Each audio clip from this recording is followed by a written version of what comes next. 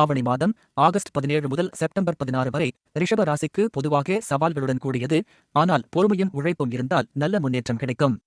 சூரியன் சிம்ம ராசியில் இருப்பதால் உங்கள் 4ஆம் இடத்தில் இல்லம், வாகனம் தாக்கம் செலுத்தும். கேதுவின் நிலையம் சில குழப்பங்களை ஏற்படுத்தலாம்.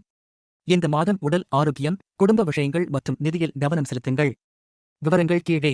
தொழில் மற்றும் தொழில் வளர்ச்சி. தொழிலில் போட்டிகள் குறையும். ஆனால் புதிய திட்டங்களை தொடங்குவதற்கு ஜூலை முதல் ஆகஸ்ட் வரை காத்திருக்கலாம். வெளியூர் பயணங்கள் அல்லது வெளிநாட்டு தொடர்புகள் உங்கள் வேலைக்கு உதவும். மே 15க்கு பிறகு முன்னேற்றம் தெரியும்.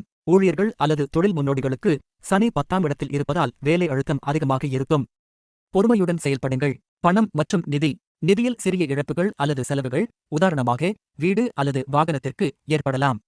ஸ்டாக் முதலீடுகளை தவிர்க்கவும், ஏனென்றால் மே 2025 வரை இழப்பு ஏற்பட வாய்ப்பு உண்டு.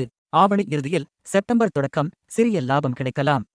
கடன் வாங்குவதை தவிர்த்து சேமிப்பில் கவனம் செலுத்துங்கள். காதல் மற்றும் உறவுகள். திருமணமானவர்களுக்கு குடும்பத்தில் சிறிய கருத்து வேறுபாடுகள் வரலாம், ஆனால் பேச்சு மூலம் சரி செய்யலாம். திருமணமாகாதவர்களுக்கு இந்த மாதம் புதிய உறவுகள் உருவாக வாய்ப்பு குறைவு.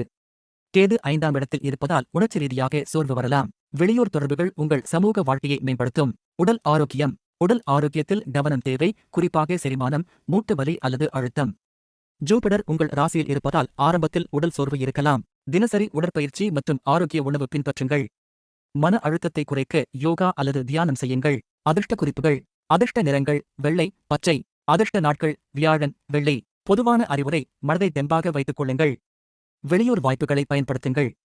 சனி மற்றும் ஜூபிடர் டிரான்சிட் மார்ச் 29 மற்றும் மே 15. பிறகு வாழ்க்கை சீராகும். பரிகாரங்கள்: சிவனுக்கு தினசரி வழிபாடு செய்யுங்கள். லலிதா சஹஸ்ரநாமம் பாராயணம் செய்வது நல்லது. D8984C.